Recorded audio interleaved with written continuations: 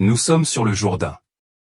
La recherche sur le Jourdain ne concerne pas n'importe quel plan d'eau.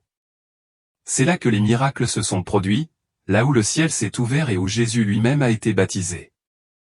Mais maintenant, quelque chose de nouveau a émergé de ces profondeurs. Une découverte si mystérieuse, si puissante, qu'elle a étonné les chercheurs et ravivé l'urgence spirituelle. Serait-ce un message de Dieu ou le signe de quelque chose d'encore plus grand? Rejoignez-nous pour découvrir la vérité derrière cette révélation choquante. Le Jourdain n'est pas seulement un cours d'eau, c'est un repère sacré. C'est gravé dans le tissu même de la Bible. C'est là que les Israélites sont entrés dans la terre promise. C'est là que Naaman a été guéri de la lèpre, et c'est là que Jésus-Christ lui-même a été baptisé lorsque les cieux se sont ouverts et que le Saint-Esprit est descendu comme une colombe. Mais aujourd'hui, quelque chose d'autre a émergé de ces eaux sacrées, quelque chose d'inattendu, quelque chose de prophétique. Le poisson-chat géant, signe de provision, dans les eaux calmes près de Bethabara, le même endroit où Jésus a été baptisé et où les cieux se sont ouverts autrefois. Des pêcheurs ont récemment fait une découverte qui a surpris toute la région. Traînant leur filet sur une partie plus calme du Jourdain, ils ont attrapé un poisson-chat si énorme qu'il tenait à peine dans leur bateau. La créature, mesurant plus de 6 pieds de long et pesant plus de 150 livres, était non seulement physiquement imposante, mais aussi étrangement majestueuse. Ses écailles brillaient d'un éclat inhabituel, et certains prétendaient même qu'un calme étrange s'était abattu sur la berge de la rivière alors qu'il était traîné jusqu'au rivage. Pour de nombreux membres de la communauté chrétienne, il ne s'agissait pas seulement d'une prise extraordinaire, mais d'un signe, d'un symbole de la provision divine. Tout au long de l'Écriture, le poisson est associé à des miracles d'abondance et de provision. Jésus utilisait du poisson pour nourrir les foules et même pour démontrer sa résurrection à ses disciples. Dans Matthieu 5, 27, Jésus ordonna à Pierre d'attraper un poisson, et dans sa bouche se trouvait exactement la pièce de monnaie nécessaire pour payer l'impôt du temple, un moment surnaturel de provision. Alors qu'est-ce que cela signifie qu'une telle créature apparaisse maintenant dans un lieu aussi historique et spirituel? Certains pasteurs locaux l'ont appelé le poisson du moment, rappelant qu'en période de sécheresse spirituelle et de famine morale, Dieu reste le pourvoyeur. D'autres sont allés plus loin, suggérant que cet énorme fleuve est une image prophétique que le même fleuve où le Christ a été révélé pointe une fois de plus le monde vers lui. S'agit-il simplement d'un étrange événement naturel, ou Dieu nous rappelle-t-il que sa provision continue à affluer vers ceux qui l'attendent? Peut-être que c'est les deux, et le message est clair, n'ayez crainte, il pourvoit quand même. Attendez une seconde, appuyez sur le bouton j'aime, laissez un commentaire ci-dessous et n'oubliez pas de partager cette vidéo avec vos amis. Très bien, continuons. Ruines romaines et byzantines, écho de 2 royaumes. Alors que des équipes d'archéologues suivaient les rives du Jourdain en amont, elles sont tombées sur une découverte impressionnante. Enfouies sous des siècles de terre et de pierre, cachées pendant des générations sous les sédiments et le limon, les ruines de 2 structures anciennes ont émergé. L'un sans équivoque romain, l'autre sans équivoque byzantin. La structure romaine, qui faisait probablement partie d'une garnison ou d'un poste administratif, a été construite avec précision. D'épais blocs de calcaire, des entrées fortifiées et des restes de colonnes ont résisté malgré le passage de près de 2 millénaires. Les inscriptions latines portaient des marques impériales, indiquant que ce site servait autrefois de point d'appui au contrôle de Rome sur la Judée. Mais à quelques mètres de là, ce qui semblait être les restes d'une petite chapelle racontait une toute autre histoire. De conception byzantine, la chapelle présentait des mosaïques complexes, des colombes, des poissons, des croix et des motifs de vigne, symboles de l'église paléochrétienne. Sur les murs étaient gravés les mots « Kyrie eleison » en grec, « Seigneur » et « Pitié », encore à peine visibles sous les couches de mousse et de poussière. Certains pensent même que ce site aurait pu servir d'église de maison aux premiers croyants baptisés dans la même rivière où Jésus a été baptisé. Pour les croyants, cette découverte est plus qu'historique, c'est une parabole visuelle. Le pouvoir terrestre s'estompe, mais la foi perdure. Les pierres crient un message, les empires tombent, le Christ reste. Restez à l'écoute, car ce que l'équipe de fouilles a ensuite découvert va au-delà de la science et relève directement de la prophétie. Un hybride de crocodile et de serpent, doté de griffes et de nageoires, gardien des profondeurs.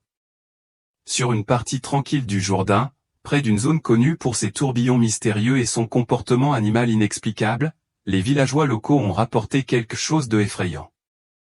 Émergeant brièvement des profondeurs d'un étang immobile et sombre se trouvait une créature différente de tout ce qu'ils avaient jamais vu. Son corps était long et musclé, comme celui d'un serpent. Ses mouvements étaient sinueux et rapides, mais sa tête ressemblait à celle d'un crocodile, avec une large mâchoire et une armure avec des rangées de dents pointues. Il avait des membres dotés de griffes semblables à celles d'un lion et des appendices translucides en forme de nageoires le long de sa colonne vertébrale. Des témoins ont déclaré que ses yeux brillaient de couleur ambre crépuscule et que sa présence était marquée par un silence contre nature. Il n'y avait ni chant d'oiseaux ni vent, juste une douce vibration dans l'air. Qu'est-ce que c'était? Les biologistes et les sceptiques l'ont rejeté comme du folklore ou comme une faune sauvage mal identifiée, mais ceux qui connaissent les textes anciens d'histoire spirituelle ont proposé une autre interprétation. Ce n'était pas une créature ordinaire, c'était un tuteur. Dans la mythologie du Proche-Orient, les créatures serpentines étaient souvent considérées comme les gardiennes de lieux sacrés ou maudits. Dans la Bible, Léviathan, une bête marine décrite dans Job et les psaumes, est considéré comme indomptable par l'homme, une manifestation du chaos lui-même. Certains pensent que cet hybride pourrait être un écho moderne de tels êtres, peut-être même une mutation de l'ère des Néphilim, qui, selon Genèse 6, 4, étaient des descendants d'anges déchus et de femmes humaines. Dans certains écrits anciens, on croyait que des créatures comme celle-ci gardaient des portes interdites, des portails dimensionnels ou d'anciens sceaux censés rester intacts jusqu'à un certain temps. Cette créature a été réveillée par les eaux changeantes. Il a été mis en lumière par la découverte de quelque chose enfoui depuis longtemps, un ancien rouleau caché dans la pierre. Un message des prophètes. En fouillant une terrasse en pierre le long de la berge, une équipe d'archéologues a découvert ce qui ressemblait à une fissure naturelle dans une dalle de grès. Mais alors qu'ils séparaient doucement la pierre, ils furent choqués de découvrir quelque chose de surprenant, un parchemin enveloppé dans du lin, hermétiquement fermé et caché au fond d'un sac de protection en pierre. Malgré l'humidité et l'âge, le parchemin était remarquablement bien conservé. La datation au carbone suggère qu'il pourrait avoir plus de 2000 ans, ce qui le place dans la même fenêtre historique que les célèbres manuscrits de la Mer Morte. Écrit en hébreu paléo, une écriture utilisée dans l'ancien Israël pendant la période du Premier Temple, le rouleau était délicat mais lisible. Lorsque les érudits ont commencé à traduire le texte, plusieurs phrases se sont immédiatement imposées, les eaux se sépareront à son retour. Ils garderont la porte orientale.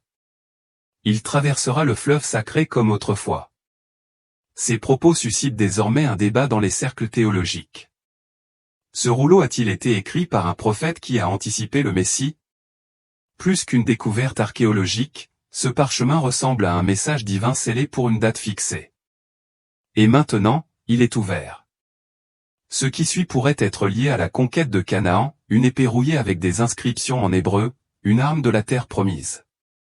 Lors d'un balayage de routine des rives désormais asséchées du Jourdain, une équipe utilisant un géoradar et des détecteurs de métaux a fait une découverte surprenante, un long objet en fer, profondément enfoui sous des couches de boue et de sédiments. Au fur et à mesure que l'équipe fouillait soigneusement la zone, la forme est devenue claire, une épée très rouillée, salamusée par le temps, mais indéniablement forgée pour le combat. Ce qui a coupé le souffle à l'équipe n'était pas seulement l'âge de l'épée, mais aussi l'ancienne inscription hébraïque légèrement gravée sur sa poignée, avant Jéricho. Les implications sont stupéfiantes. Serait-ce une relique de l'époque de Josué? Le livre de Josué raconte comment les Israélites, dirigés par Josué, après la mort de Moïse, traversèrent le Jourdain sur la terre ferme et se préparèrent pour leur première grande conquête, Jéricho. Cette épée a peut-être appartenu à l'un de ces guerriers dédiés à Dieu avant la bataille, rappel physique de l'instruction et de l'alliance divine. Cette découverte a relancé le débat universitaire et l'émerveillement spirituel. Certains l'appellent un trésor national. D'autres pensent que c'est un signe prophétique que Dieu continue de révéler des parties de son histoire rédemptrice, même depuis le sol sous nos pieds. Mais si vous pensiez que c'était puissant, la prochaine découverte vient d'un autre monde, la chouette, un présage dans la nuit. Le vieux villageois a dit que cela lui faisait trembler les os. Un autre a dit que c'était comme si le ciel lui-même nous avertissait. Ce n'était pas une créature ordinaire. Dans Ésaïe 34, 14, le hibou est mentionné dans une vision prophétique du jugement divin et de la désolation. Les créatures du désert rencontreront des loups. Le démon chèvre criera sur son espèce. En effet, le cri de l'oiseau de nuit s'y posera et trouvera un lieu de repos. Dans toutes les cultures anciennes babyloniennes, hébraïques et même dans le mysticisme paléo-chrétien, le hibou n'était pas simplement un oiseau, mais un symbole de perturbation spirituelle. Dans certaines traditions, il était connu comme un observateur, une créature qui apparaissait lorsque les dimensions changeaient et que des messages divins étaient à proximité. Cette chouette pourrait-elle être plus qu'une anomalie biologique? Serait-ce un messager spirituel apparaissant maintenant précisément à cette époque pour annoncer les jugements à venir? Beaucoup se demandent si cette apparition est liée au jugement des trompettes d'Apocalypse 8 à 9. Ces sons de trompettes signalent des jugements catastrophiques, chacun précédé de signes surnaturels dans le ciel et sur la terre. Et ici, au-dessus de la rivière où Jésus a été baptisé, une chouette crie comme une trompette. Serait-ce la façon dont Dieu dit que le temps est proche? Restez avec nous, car la prochaine découverte pourrait être directement liée à l'arche elle-même, un fragment de la poutre d'une arche sacrée. Dans l'une des découvertes les plus surprenantes à ce jour, une équipe de plongeurs explorant un méandre submergé du Jourdain est tombée sur une poutre en bois étrangement intacte, enfouie sous des siècles de limon et de pierre. À première vue, cela ressemblait à du bois flotté, jusqu'à ce qu'un examen plus approfondi révèle quelque chose d'extraordinaire. La poutre a été identifiée comme étant en bois d'acacia, recouvert de ce qui semble être de la poix ou de la résine ancienne. Ces matériaux exacts sont décrits dans 2 des commandements de construction les plus sacrés de la Bible. Dans Genèse 6, 1, Dieu ordonne à Noé de construire l'arche en utilisant du bois de tuah, considéré comme une forme d'acacia, scellé avec de la poix. Encore une fois, dans Exode 25, Dieu ordonne à Moïse de construire l'arche de l'Alliance en utilisant du bois d'acacia recouvert d'or pur. Le faisceau mesurait plusieurs mètres de long et présentait toujours divers angles et marques d'outils, trop délibérés pour être naturels. Ce qui rend cela encore plus choquant, c'est l'état du bois. Même s'il avait été exposé à l'eau pendant des siècles, il n'avait pas pourri.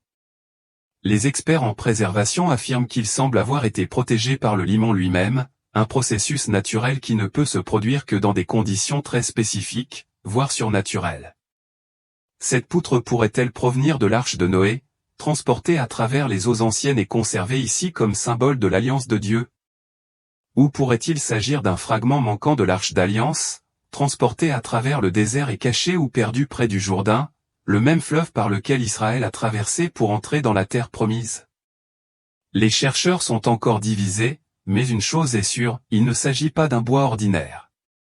Il s'agit d'un arbre sacré, et sa réapparition maintenant, à une époque de tant de signes prophétiques, pourrait être le signe que Dieu nous rappelle son alliance, tout comme il l'a fait au jour de Noé, de Moïse et de Jésus.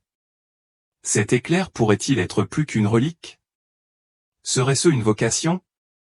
Chaque découverte dans les profondeurs et sur les rives du Jourdain raconte une histoire, un murmure de l'histoire qui devient un cri prophétique.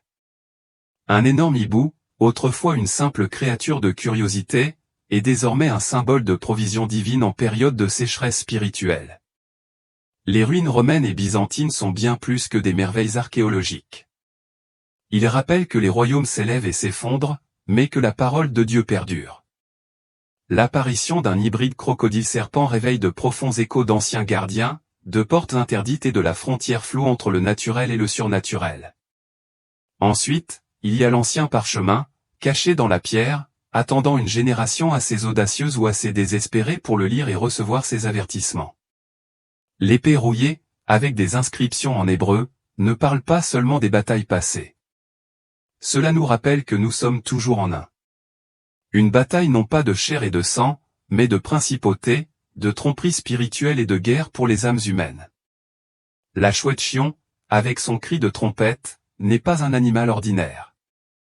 Dans les Écritures comme dans la tradition ancienne, les hiboux étaient considérés comme des observateurs, annonciateurs des changements et des jugements finaux. Et le rayon trouvé sous le ciel du fleuve est peut-être le plus sacré de tous. Que ce soit depuis l'arche de Noé ou l'arche d'Alliance, sa réapparition donne l'impression que Dieu nous réveille avec le souvenir de ses promesses et de sa puissance. Chacune de ces découvertes est comme une pièce d'un puzzle, créature, épée, parchemin, ruine, relique, s'inscrivant dans une image divine. Une image qui ne pointe pas en arrière, mais en avant, vers la prophétie, vers la trompette finale, vers le retour du roi. Il ne s'agit pas seulement de découvrir l'histoire. C'est le paradis qui parle. Le Jourdain, lieu où Jésus a commencé son ministère public, pourrait une fois de plus préparer le chemin, cette fois pour son retour. La seule question est, écoutons-nous? Sommes-nous prêts? Une prière pour les chrétiens. Père Céleste, toi qui as ouvert le Jourdain pour ton peuple, qui a guidé Josué vers la terre promise, qui a permis à ton Fils bien-aimé de se faire baptiser dans ces eaux sacrées, nous venons maintenant devant toi avec révérence, respect et cœur tremblant. Tu es le Dieu des merveilles, le Seigneur des signes, et nous voyons la terre gémir, les rivières remuer, les cieux parler. Ne nous endormons pas maintenant. Ne nous laissons pas distraire par le bruit de ce monde, ni désillusionnés par ses promesses, ni trompés par ses ténèbres. Éveillez nos âmes, secouez la poussière de nos cœurs, sondez-nous et connaissez-nous. Purifie-nous de toute injustice. Donne-nous le courage, Seigneur, de ne pas marcher dans la peur, mais avec une foi inébranlable. Considérons ces signes non pas comme des causes de panique, mais comme une confirmation de ta parole vivante, vraie, proche de son accomplissement. Fortifie-nous pour défendre ton nom avec audace, pour prêcher l'Évangile avec urgence, pour aimer profondément notre prochain, pour briller comme des lumières dans un monde qui s'assombrit chaque jour. Soyons comme les 5 vierges sages, lampes pleines, cœur prêt, yeux levés. Aide-nous à être des serviteurs fidèles, observant les cieux, attendant la trompette et aspirant à ton retour. Rends-nous saints, non hésitants, concentrés, sans peur, fidèles et sans pusillanimité. Que les signes dans les rivières et sur la terre ne provoquent pas la terreur, mais la confiance, car nous connaissons la fin de l'histoire et nous savons qui possède le rouleau. Prépare-nous, Seigneur. Donnez-nous le pouvoir. Viens vite, Roi Jésus. En ton nom puissant et incomparable, nous prions. Amen. Soyez prêts, soyez donc vigilants, dit-il, car vous ne savez pas quel jour votre Seigneur viendra. Matthieu 12, 42. Les signes sont là, l'Euphrate s'assèche, le Jourdain s'agite, d'étranges créatures apparaissent. Des parchemins anciens sont révélés et des prophéties longuement étudiées prennent forme sous nos yeux. Ce n'est pas la fin du monde, c'est le début du règne du Christ. Serez-vous prêts quand il viendra? Il ne tardera pas. La trompette sonnera et tous les yeux le verront. Chaque genou fléchira. Chaque langue confessera que Jésus-Christ est Seigneur. Comprendre la relation entre Dieu, Jésus et le Saint-Esprit est fondamental pour la foi chrétienne, connue sous le nom de Trinité. Cette vérité profonde révèle un Dieu unique en 3 personnes distinctes. En explorant les différences dans leurs rôles uniques et l'unité du Père, du Fils et du Saint-Esprit, nous pouvons acquérir une compréhension claire de la nature de Dieu et de la manière dont il interagit avec le monde. Cette exploration approfondit notre foi et améliore notre culte, nous rapprochant du Dieu trinitaire qui nous aime et nous rachète. Dieu le Père, il est le Seigneur souverain, le Créateur de toutes choses et le soutien de l'univers. Galates 1h3. Il est tout-puissant, omniscient et omniprésent. En tant que première personne de la Trinité, il est distinct mais unifié avec le Fils et le Saint-Esprit, et incarne l'amour et la sainteté parfaits. La nature de Dieu, la Trinité, Dieu le Père est la source de toutes choses, l'initiateur de la création et celui qui envoie le Fils pour notre rédemption. Jean 3, 16-17. Il est au cœur de la relation divine au sein de la Trinité. Dans le baptême de Jésus, le Père parle du ciel, l'Esprit descend comme une colombe et Jésus, le Fils, est baptisé, illustrant leur rôle distinct mais unifié. Matthieu 3, 16-17. Un autre passage significatif est le grand mandat, où Jésus commande, « Allez donc et faites de toutes les nations des disciples, les baptisant au nom du Père, du Fils et du Saint-Esprit. » Matthieu 28, 19, soulignant la coégalité et l'unité des 3 personnes.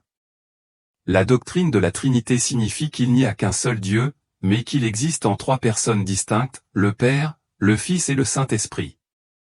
Comprendre la différence entre ces trois personnes distinctes nous aide à comprendre la complexité et l'unité de la nature de Dieu. Cette unité et cette diversité sont fondamentales pour comprendre la nature de Dieu et ses interactions avec le monde. Chaque personne de la Trinité est pleinement et également Dieu. Cependant, ils remplissent des rôles différents, mettant en évidence la différence de leurs fonctions au sein de la divinité.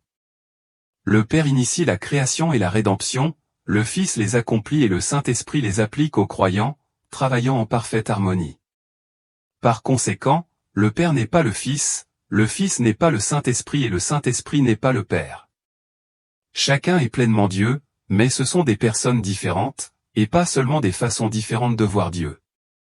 Dieu le Père joue un rôle fondamental en tant que créateur de toute la création, gardien de l'univers et source de sagesse et de justice.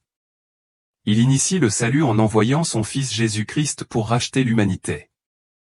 Jean 3h16. L'amour et l'autorité du Père sont évidents dans sa provision, sa protection et sa direction envers les croyants. Il adopte dans sa famille ceux qui ont confiance en Christ, faisant d'eux ses enfants et ses héritiers. Éphésiens 3-6. Par la prière, les croyants communient avec le Père, recherchant sa volonté et expérimentant sa grâce. Dans le jardin, nous comprenons que le rôle initiateur du Père dans la création et le salut souligne son autorité et son amour suprême. Ses soins providentiels nous assurent sa présence et sa participation constante dans nos vies. En reconnaissant et en acceptant le rôle du Père, nous grandissons dans la foi et développons une relation plus profonde avec lui, reflétant son amour et sa grâce envers le monde. Christ, le Fils, est la deuxième personne de la Trinité, pleinement Dieu et pleinement homme. Il a été envoyé par le Père pour racheter l'humanité, conçu par le Saint-Esprit et né de la Vierge Marie. Jésus a vécu une vie sans péché, est mort pour nos péchés et est ressuscité, assurant notre salut. 1 Corinthiens 15, 3-4. Les enseignements et les miracles de Jésus sont au cœur de son ministère et révèlent son autorité et sa compassion divine. Romains 5h8. Il met en valeur l'amour et le sacrifice de Jésus, mais Dieu montre son amour pour nous en ce que, alors que nous étions encore pécheurs, le Christ est mort pour nous. Romains 5h8. Ces enseignements, comme le sermon sur la montagne, fournissent des informations approfondies sur la manière de vivre une vie qui plaît à Dieu. Romains 12h2. Les miracles de Jésus, notamment la guérison des malades et la résurrection des morts, ont démontré son pouvoir sur la nature et son identité de fils de Dieu. Paul écrit, et qui, par l'Esprit de sainteté, par sa résurrection d'entre les morts, a été constitué fils de Dieu avec puissance, Jésus-Christ notre Seigneur. Romains 1h4. Ces actes de puissance et de miséricorde révèlent sa nature divine et sa profonde compassion pour l'humanité. Les enseignements et les miracles de Jésus ne sont pas seulement un témoignage de sa divinité, mais illustrent également le travail harmonieux de la Trinité. Les enseignements de Jésus mettaient souvent l'accent sur sa relation avec le Père et l'Esprit. Comme dans Jean 14, 1-17, où il promet la venue du Saint-Esprit. Ces miracles accomplis par la puissance du Saint-Esprit affirmaient son identité et sa mission d'envoyé du Père. La vie et les enseignements de Jésus nous guident pour vivre une vie qui honore Dieu et aime les autres. En étudiant ses paroles et sa vie, nous obtenons un aperçu du cœur de Dieu et de son royaume. L'importance de Jésus ne peut être sous-estimée, car il est la figure centrale du christianisme et la pierre angulaire de notre foi. Colossiens 19-20. Sa vie, sa mort et sa résurrection sont le fondement sur lequel repose notre salut. Le Saint-Esprit il est la troisième personne de la Trinité, pleinement Dieu et égal au Père et au Fils. C'est un être personnel, pas seulement une force. Le Saint-Esprit a toujours existé avec le Père et le Fils. Le Saint-Esprit nous aide à comprendre Jésus, nous réconforte, nous guide et nous convainc de notre besoin de Dieu. Lorsque nous croyons en Jésus, le Saint-Esprit vit en nous, transformant notre cœur et notre esprit. Cela nous donne également des dons spirituels pour servir les autres et produit des qualités telles que l'amour et la joie dans nos vies. Le Saint-Esprit est essentiel pour comprendre et expérimenter la présence et l'œuvre de Dieu dans nos vies. Merci d'avoir regardé et resté à l'écoute pour la prochaine vidéo. La pierre utilisée dans ces bâtiments, au début du siècle après J.C., Pétra avait été en grande partie abandonnée et n'avait plus d'importance commerciale, politique ou culturelle. Bien qu'elle ne soit plus une ville majeure, Pétra est toujours remarquée par les historiens et les archéologues pour son architecture unique et les innovations spécifiques apportées par les Bédouins nabatéens qui ont fondé la ville. Avec le terrain montagneux accidenté qui l'entoure, Pétra semblait un endroit peu probable pour construire une ville. Cependant, les Nabatéens ont profité de cette situation géographique pour construire d'importantes structures en utilisant une forme ancienne de la technique connue sous le nom d'architecture taillée dans la roche. Les Nabatéens ont littéralement creusé certains bâtiments de la ville dans la surface rocheuse environnante. À mesure que la culture nabatéenne se développait et que les Romains, puis les Byzantins, tentaient de laisser leur propre marque, l'héritage de Pétra a continué à façonner la région. L'architecture de la ville de Pétra a commencé à se caractériser par le mélange des différentes cultures qui y vivaient et y résidaient. Les grands tombeaux ornés construits par les Nabatéens ont finalement cédé la place aux églises chrétiennes construites par les Byzantins, qui considéraient Pétra comme la capitale de la province de Palestine au cours de cette évolution. Alors que les Romains dirigeaient la ville après les Nabatéens et avant les Byzantins, la voie romaine menant à Pétra fut construite. C'était autrefois la rue principale de Pétra et des portes ornées ont été construites dans un style romain pour marquer l'entrée de la ville. Cependant, les dirigeants ultérieurs n'ont pas complètement éliminé l'influence nabatéenne dans la conception et la structure de la ville. C'est un fier exemple des merveilles naturelles du monde. Les manuscrits de la mer Morte sont une collection de littérature juive ancienne écrite entre la fin du IIIe siècle avant J.C. et le 1er siècle après J.C. Comment ont-ils été découverts ? Ils ont été découverts en 1947 dans les grottes de Qumran, près de la mer Morte. D'où le nom des manuscrits de la mer Morte. À cette époque, une tribu nomade vivait dans les grottes de Qumran, connue sous le nom de Bédouins. Muhammad, un berger bédouin, pensait qu'une de ses chèvres s'était égarée. Alors qu'il cherchait sa chèvre, il se demandait si elle était entrée dans cette grotte pour s'abriter et se protéger. Au lieu d'entrer dans la grotte, il décida de lui jeter des pierres pour attirer l'attention de la chèvre et l'effrayer. En creusant plus profondément et en entrant dans la grotte, il fut témoin de quelque chose qui allait changer l'histoire pour toujours. Il a été innovant car il a découvert que les pots en argile étaient fissurés et qu'à l'intérieur se trouvaient des rouleaux de cuir et de papyrus enveloppés dans du lin. Ces rouleaux de cuir et de papyrus ont survécu près de 2000 ans grâce à la manière dont ils étaient emballés. Qu'ont-ils trouvé exactement ? La première chose qu'ils ont découverte, ce sont des textes bibliques. Ils trouvèrent des copies ou des portions de tous les livres de l'Ancien Testament, à l'exception du livre d'Esther, dans ces grottes. Sans m'avancer, cela est remarquable car ces copies ont été réalisées quelques centaines d'années avant la naissance de Jésus, ce qui signifie qu'elles étaient au moins 1000 ans plus anciennes que les manuscrits les plus anciens que nous connaissons jusqu'en 1947. La découverte la plus importante pour les chrétiens fut probablement le rouleau d'Isaïe. Ils découvrirent un exemplaire complet du livre d'Isaïe dans les grottes de Qumran. Ce rouleau d'Isaïe date de l'an 125 avant J.C. Et si nous le comparons à ce que l'on appelle le texte massorétique, TM, qui est le texte utilisé pour traduire la Bible dont nous disposons aujourd'hui, l'Ancien Testament, il y a très peu de différence. Qu'ont-ils trouvé d'autre dans ces grottes ? Ils découvrirent un autre type d'écriture appelé textes apocryphes et pseudépigraphiques. Analysons-le. Le premier est l'apocryphe, qui dérive du mot « caché » ou « apocryphe ». Il s'agit de la liste des livres de la Bible catholique qui n'apparaissent pas dans la Bible protestante. Un autre groupe qu'ils ont découvert était celui des livres pseudépigraphiques. Pseudépigrapha est un terme sophistiqué. Pseudo signifie faux ou faux, et légende signifie inscription, impliquant une inscription frauduleuse. Ce sont des écrits attribués à quelqu'un qui ne les a pas composés, comme les Sodas de Salomon, le livre d'Enocham. Ces livres ont été écrits des centaines d'années après la mort de Salomon, Enoch et Abraham, ils ne peuvent donc pas avoir été écrits par eux. La troisième chose qu'ils découvrirent fut ce que nous appellerons des écrits sectaires. Ils étaient particuliers au groupe qui vivait autour des grottes de Qumran, quelques centaines d'années avant Jésus-Christ. Ce groupe de personnes était connu sous le nom d'Esséniens. Dans ces écrits, nous avons vu diverses lois, règles, directives et normes communautaires qui nous aident à comprendre à quoi ressemblait la vie à l'époque du Christ, à quoi ressemblait la culture, comment les gens formaient une communauté et comment les communautés fonctionnaient quelques centaines d'années avant Jésus-Christ. Pourquoi est-ce important aujourd'hui? La Bible a été attaquée depuis le Jardin d'Éden, lorsque le serpent a demandé à Ève, « Dieu a-t-il vraiment dit ?» essayant de la faire douter du message de Dieu. Mon ami, peu importe où tu vas, tu peux rencontrer quelqu'un qui ne croit pas à la parole de Dieu et il dira tout pour te persuader que la Bible que nous avons aujourd'hui n'est pas vraiment la parole de Dieu. Ils répondront, « Vous savez quoi?